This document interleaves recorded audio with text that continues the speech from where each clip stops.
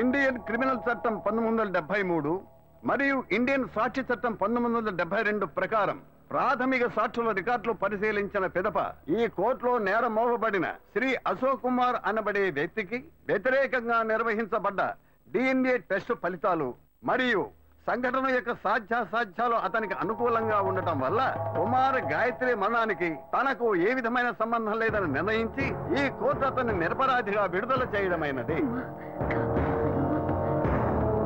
అంతేగాక ఇటువంటి నిరర్థక కేసుల్ని మళ్లీ కోర్టుకు తెస్తే శివాని మెంటల్ హాస్పిటల్కి పంపించవలసి వస్తుందని ఈ కోర్టు హెచ్చరిస్తోంది.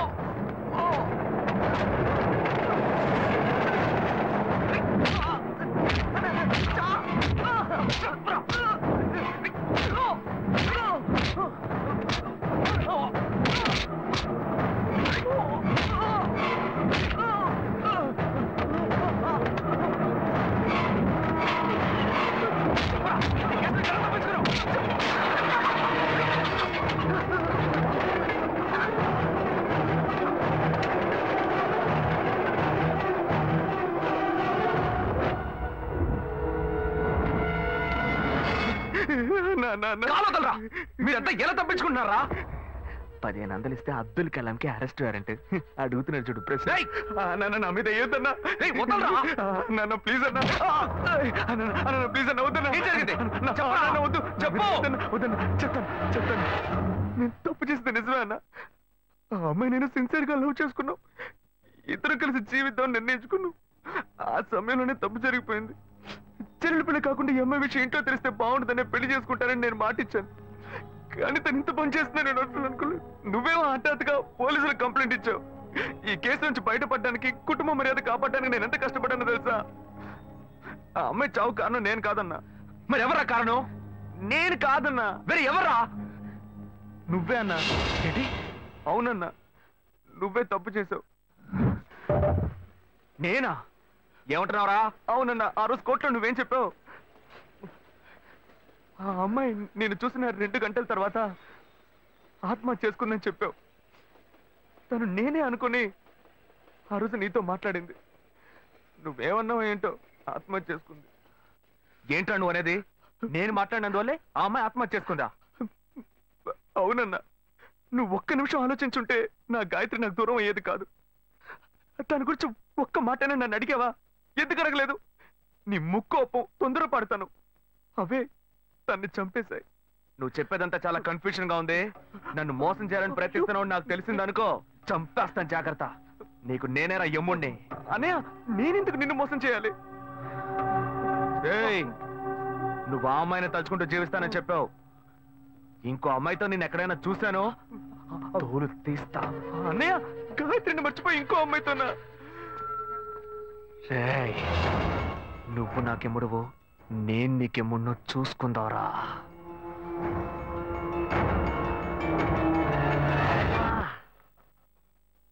చెప్పినట్టు మర్యాదగా నువ్వు నా మాట వినుంటే పోలీస్ స్టేషన్, హాస్పిటల్ అని ఇలా తిరగాల్సిన అవసరం ఉండేదా? కమ్మునుండ్రా, నేను ఇప్పుడే ఆ టెన్షన్ నుంచి బయటపడుతున్నాను. బ్లడ్ అంతా క్లాట్ అయిపోయింది. నిన్నెవరయ్యా ఎలా కొట్టింది? వీడన్నే డాక్టర్ అట్టాగే పొడి పొడి పొడి చేసేసాడు. ఇంకో 2 దెబ్బలు కానీ కొట్టుంటే నువ్వు చనిపోయి ఉండేవాడివి. ఇక ముందు అతనితో జాగ్రత్తగా ఉండు.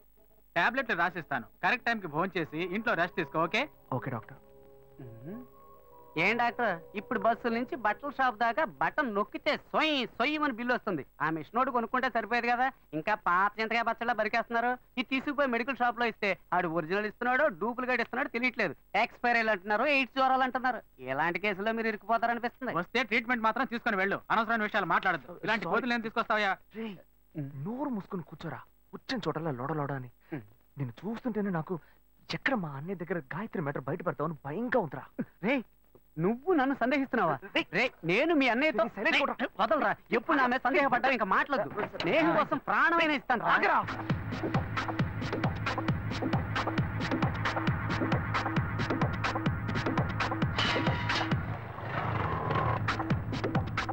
అది నన్నే చేరవచ్చే చంచల ఆమె లేత పచ్చ తమలపాకు వన్నెలా అబ్బ సొగసు తెలుప మాట కూడా పలకల అది ఇప్పుడే తెచ్చి పెట్టు అశోక్ అది ఫీలింగ్ ఉంది. అదే ఆలోచిస్తూ ఉండకు, మర్చిపోవడానికి ట్రై చేయి. తను లేకుండా నేను బతకలేను అన్నయ్య.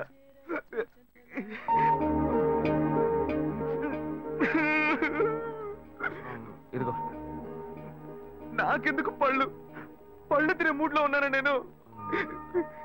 బ్లడ్ సర్క్యులేషన్ కి మంచిదంట, తిను.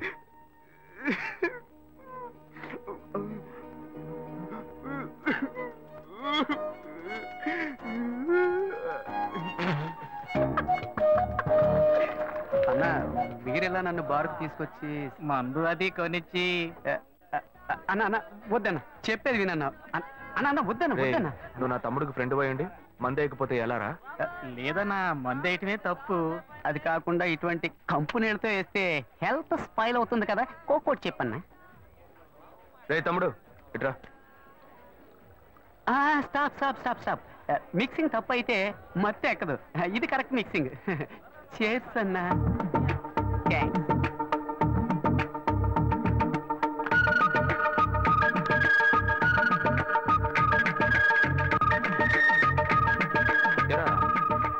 అశోక్ ఆ అమ్మాయిని తలుచుకొని ఎంత ఫీల్ అవుతున్నాడే, ఈ కాలంలో కుర్రాళ్ళు ఇలా ఫీల్ అవుతున్నారా? అంత డీప్ గా ప్రేమించేశాడా? ఎంత తెలివి తక్కువగా ఉన్నావేంటన్నా, వాడు చేసింది ఏంటి లవ్వా? మరి ఆ అమ్మాయి ఉందే బంగారం లాంటి అమ్మాయి అన్న, కానీ వీడు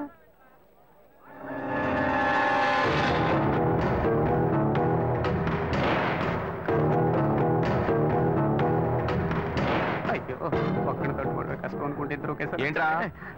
పోనా మిస్సింగ్ లో మిస్టేక్ చేశారు, తలంతా తిరిగిపోతుంది, మొత్తం ఎక్కువైపోయి ఎక్కడికో ఇసిరేస్తున్నట్టుంది. పోనా పోనా. లేవరా అన్నా, నీ తమ్ముడు అశోక్ లేడన్నా, సలీం అన్నా. ఏంటి?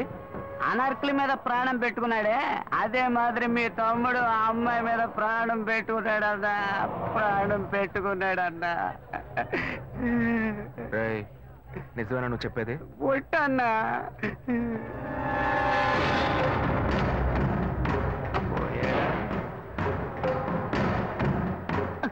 ఉన్నాడు వాడు లవ్ ట్రూ అన్నా. నువ్వు వెళ్ళన్నా, నేను చూసుకుంటా. సరే సరే, జాగ్రత్తగా వెళ్ళు. అలాగన్నా, నేను జాగ్రత్తగా వెళ్తా అన్నా. నువ్వు బిల్లు ఇచ్చేసి వెళ్ళన్నా. సింహం పోయింది, ఇప్పుడు పులి రాబోతుంది. వీళ్ళిద్దరికి నేనే మేకనా? నేను నీకెంత క్లియర్ గా చెప్పాను. మంచిగానే చెప్పాను రా. ఫ్రెండ్ కోసం ప్రాణం ఇస్తాను, బొంకిస్తాను, నాతో ఓ కోట కోసం నన్ను ఇరికిస్తారా?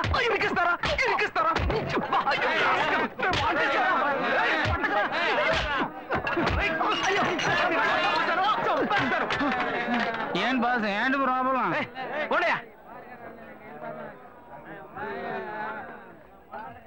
ఇన్వెస్టిగేషన్ మొదలు పెట్టాడా వాడు? లక్ష్మి,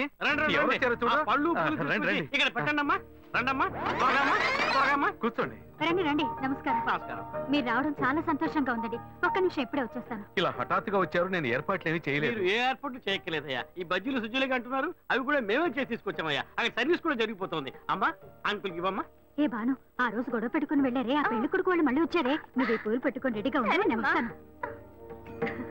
వంట చేసేస్తున్నానండి, అందరూ ఉండి భోంచేసి వెళ్ళాలి. కళ్యాణం రోజు మీ అమ్మాయిని మాత్రమే తీసుకురండి. మా అబ్బాయి సార్ మీ అమ్మాయి మెళ్ళో తాళి కడతారు. అది మీరు అది మాత్రం చేస్తే చాలు, మిగిలినవన్నీ మేమే చూసుకుంటాం. లేదు, ఈ మంచాలు నగలు నేను ఎందుకు అడుగుతానే, మంచం బీరువా పరుపులు అన్ని అందులో నేనా పడుకోపోతాను? ఏమిటో మా అబ్బాయి సార్కి అర్థం కాలే, కుదరలేదయ్యా. అందుకే మా వాడు రూట్కి నేనే మారా.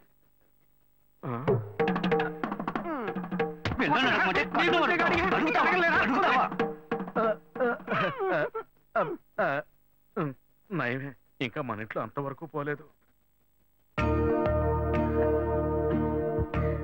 ఒక ముఖ్యమైన విషయం, ఈ పెళ్లితో పాటే ఇంకో పెళ్లి గురించి కూడా మాట్లాడాలి.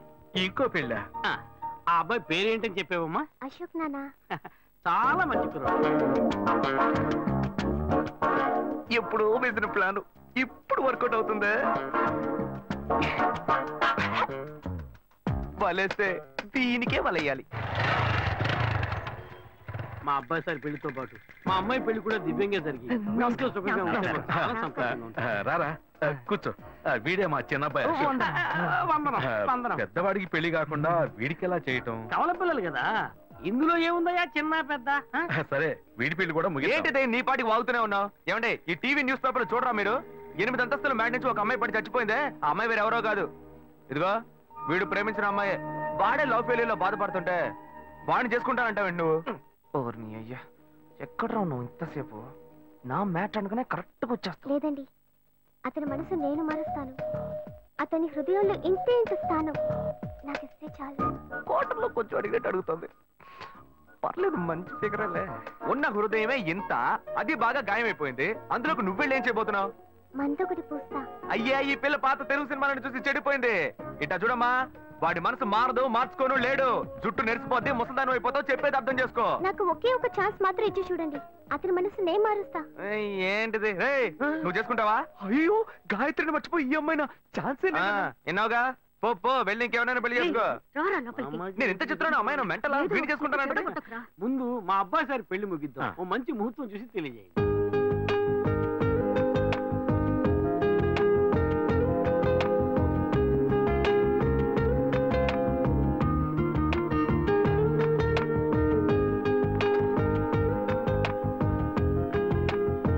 శ్వేత, నీకు నగలనే నచ్చాయిగా? ఏం లేదు, చెల్లెలి పెళ్లికి నగలు తీసుకుందాం డిసైడ్ అయ్యాను. అవి నువ్వు వచ్చి సెలెక్ట్ చేసినందుకు చాలా హ్యాపీగా ఉంది. వెళ్దామా? బైక్ అక్కడ పార్క్ చేశాను, రా నడిచేద్దాం. నువ్వు ఇలా బాధ్యతగా నడుచుకోవడం నాకు చాలా నచ్చిందిరా.